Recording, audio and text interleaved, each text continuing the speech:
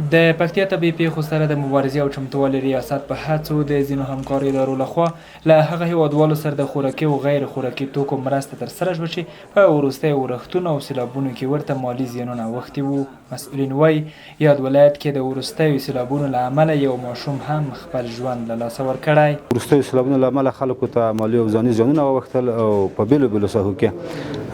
په وخت باندې ټیمونه د مختلفو مؤسساتو نه ساحې ته ورسېدل او 14 کورنۍ اړمنې وپېژندل شوې او نن عملا توزیع ورته ورکول کېږي چې توزیع د دبلیو پي د خانه د IOM د خانه او د یونیسف د خانه یاد مواد غیر خوراکي او خوراکي مواد کوشش کوو چې دوی دپاره د کورو د جوړولو هم یوه طریقه پیدا کړو. زیانمن شوي وایي خوښ دي چې پر وخت کې لاسنیوی کېږي، خو وایي که په سیمو کې یې استنادي دیوالونه جوړ شي دوی به د سیلابي اوبو له زیانونو خوندي پاتې شي. د عمر سره موږ ډېر خوشحاله وو،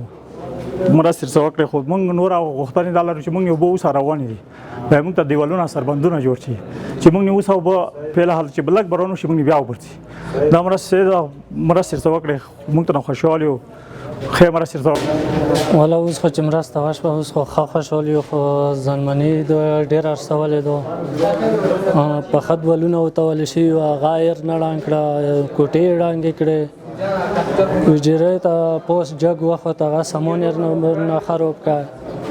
خو ډېر سامانونه وو نو چې ته وخیم ټول یې خراب کړه. میک سره ډېر روی کمک وشای، خو بیا هیله د میک د هغه نه غواړو چې میک سره نور مرستې ځکه وکړي چې میک سره یوه نمره وکړي، خواړو کې مو کورونه وغه خو یې وړه، اوس موږ مجبور یو.